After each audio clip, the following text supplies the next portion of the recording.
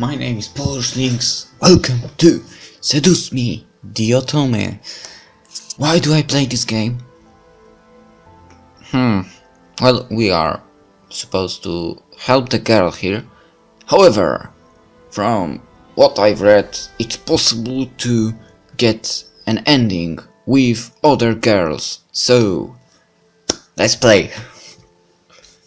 That's the goal, to get some ending with a girl here. This is a fictional interactive narrative, and the characters resembles to real-life people are purely coincidental. Okay, also people know that the following game is made for PG-16 audience, and please know that sexual violence themes are explored in this game.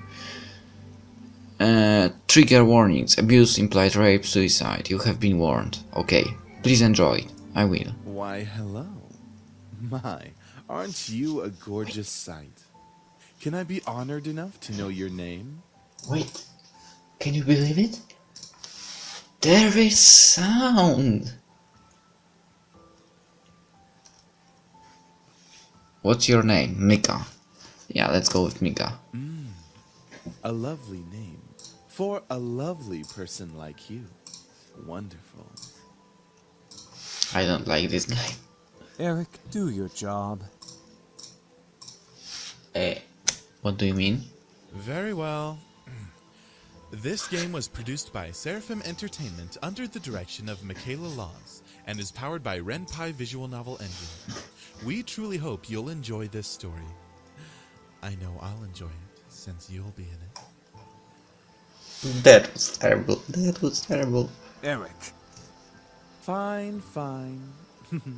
Farewell, my sweet. But I must say, the voice acting here is done really good. So far, somewhere. Come on! Is that all you got? Wanna try me, asshole? Huh? Crap! Missed. Let's retreat for now. No kidding. Let's get out of here. That's right. You better run, you stupid punks! Stay out of our territory! Call it fate or call it coincidence. Then one moment of violence started a chain of events I will never forget. This formula, created in the 70s, is one of the most important in the field of financial theory. It is used to calculate the price of European-style options and is widely used by option marketers, though there are some discrepancies that are now corrected with the modern viewpoint. Rain. It's been a long time since we've gotten rain around here, but it is the season for rainy weather, so it's not exactly that surprising. Personally, I love the sound of it, the way of raindrops. The way the raindrops fell, like the soft tapping of fingers. It was so soothing, even looking at the droplets hit the glass of the window was strangely calming. For this reason I felt lucky for having seats next to the window, for I did spend more time staring outside than I did paying attention in class. The lectures in class were pretty boring. Miss Phillips' voice wasn't soporific, but I just wasn't interested in what she was saying. And since it was the period right before lunch, all I could think about was doing other things in my free time. Honestly, I didn't really care much for economics. Sure, I had good grades in this class, but it was only because I read the textbook and did my assignments, as I had to. I was only taking this class because it was mandatory. If it were up to me, I would probably have taken another class. Luckily it was my senior year, so after this semester it would mean the end of high school courses forever. Thank God for that. I didn't hate high school. It was just kind of mundane how the days drifted on and on as if there were no end to it. The only thing I really enjoyed about going to school was meeting my friends and hanging out with them, but that was kind of it. In short, I was done with high school. The start of second semester brought a note of finality to it. I had already applied to many universities this semester pure, and I was expecting replies sometime in the next few months. It seemed like the start of something new, something that would change. That is, if things could change. I stared at the faint outline of raindrops in the distance. For now, I was stuck in this class. Miss Anderson. Miss Phillips' raised voice interrupted my train of thought. Just when I was thinking about class, I quickly turned my head to face the teacher. Hopefully she didn't pick me just because she noticed that I was spacing out. Yeah, madam? Would you care to name the equation I set up on the blackboard?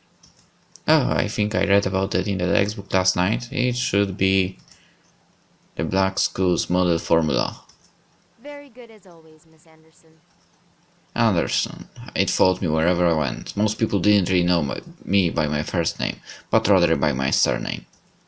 No doubts in the surname was the trademark of the internationally famous and philanthropic Anderson Family Toys, and because the founder was my own grandfather. Suzu, one of my best friends, turned around and proudly gave me a punch to the shoulder. Kick ass, girl. From beside me, I heard Naomi, another one of my best friends, cheering her throat in obvious disapproval of Suzu's choice of words. She means good job. Wait! I recognize that voice! G-say and Kansei. Sake Visual Production. Holy crap, we are going that way, that road. Find me, Naomi. Miss Capini, Oi! care to tell me who the creators of this formula were? Some guys named Black and Shoals. Fisher Black and Myron Scholes. Very good, Miss Patterson. Show off. Exactly. We are not going that way, actually. Better study next time, Suzu. Be like us and study once in a while. I don't like her already. Suzu rolled her eyes and slouched into her chair as Naomi gave her a small smirk she always quoted when Naomi showed her up. That's the end of today's lecture. Now, let's separate into groups and work on your projects. Remember, everything is due on Monday. Go ahead now. Before I knew it, Suzu and Naomi had scooted their desks to align with mine, and we turned into the Three Musketeers. Whenever the teacher let the students decide on groups, we all grouped together in our little trio.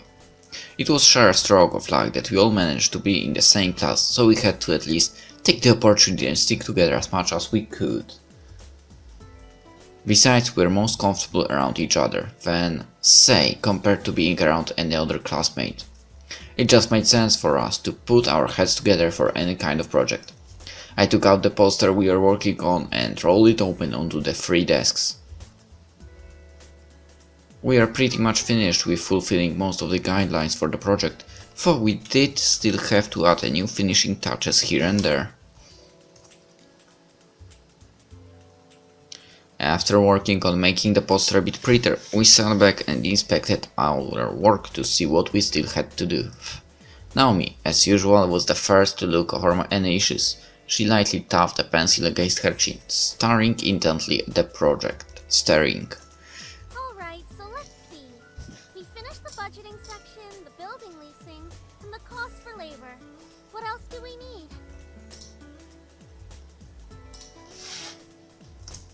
Suzu straightened up to look at the poster and stroked her chin. After a few seconds, her face brightened and she spoke up.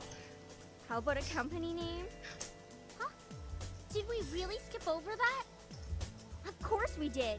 You always go straight into the logical statistics and stuff that you completely skip over the fact. We need a name for our project. Exactly. At least we caught it this time. What do we name it? Not sure. What do you think? It always came down to me. Whenever there was something to be named or titled, I was the master and ending decision, even when I didn't want to be. I like Trinity Corporations. That is way too predictable. How about the Dragon Company? What do dragons have to do with our project? What? It's a totally unpredictable name. It's hot. But our company sells bubblegum. Who said we can't produce spicy bubblegum? What do you think? Yeah. What do you think? Both of them looked at me expectantly, even though I wasn't quite sure myself. I didn't really want to choose sides, but if it were up to me, I would say... Okay, bubblegum.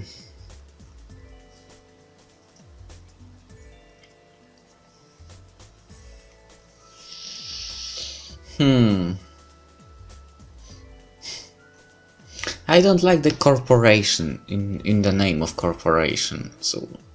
But the company... Alright, let's go with company. Booyah! Dragon Company it is! Alright, now that we've decided on a name, now what? As we ended our name game, a giggle scrambled my thoughts. Huh? Who was that? Ignore it. It's just Lisette. I looked over my shoulder to see her laughing with her circle of friends, mostly comprised of popular people that were practically friends with everyone in the school. And as a result, everyone in the school knew them. In the center of it all was Lisette White. She sat with a posture that indicated she was still working, but that she also was ready to casually chat about her day. She had an endearing balance of charismatic and awkward, which was readily apparent when she first talked to someone. It was easy to make her smile and laugh, and she was quite the comedian as well. Basically, she was perfect. Not that she was like a robot or something, but she was the student that everyone else wanted to be. Lisette was bright, easygoing, and above all, had her future laid out right in front of her.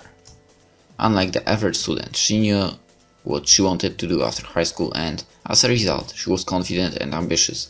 Sometimes it could rub a lot of people the wrong way. Moreover, I had known her ever since I was young, but it had ultimately resulted in a rivalry that continued today. Of course, my friends knew what was between us, and upon seeing me glance at her, they shifted their attention to her. She doesn't even look like she's working, in my opinion. She probably is, but she's too much of a stuck-up priss to allow herself to look like she's actually doing work. Oh, come on, Suzu. She may be a little off-putting, but she's not the giant priss that you're making her seem to be. The day she isn't a priss is the day I turn into you. What's that supposed to mean? Never mind. It's about time. Let's bail.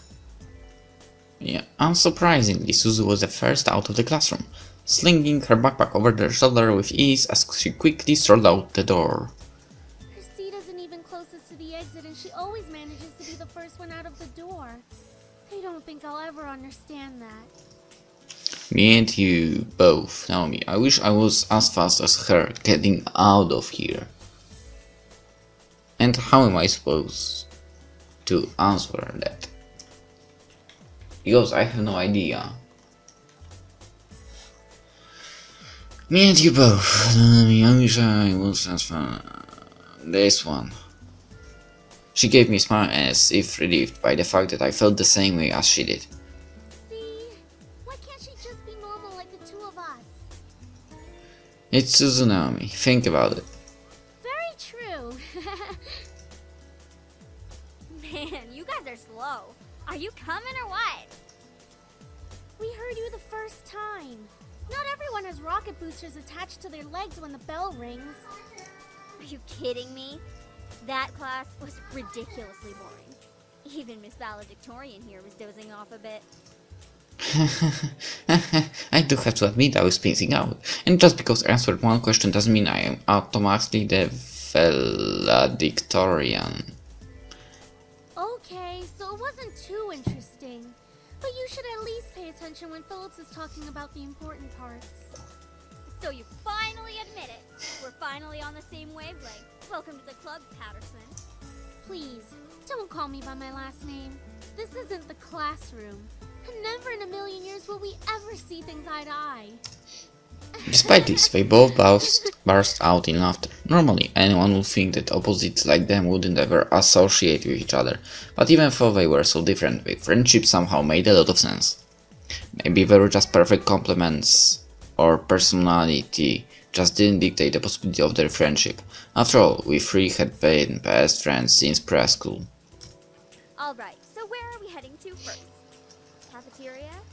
I think we can all agree that we're really hungry, especially after hearing about our company's line of deliciously spicy bubblegum.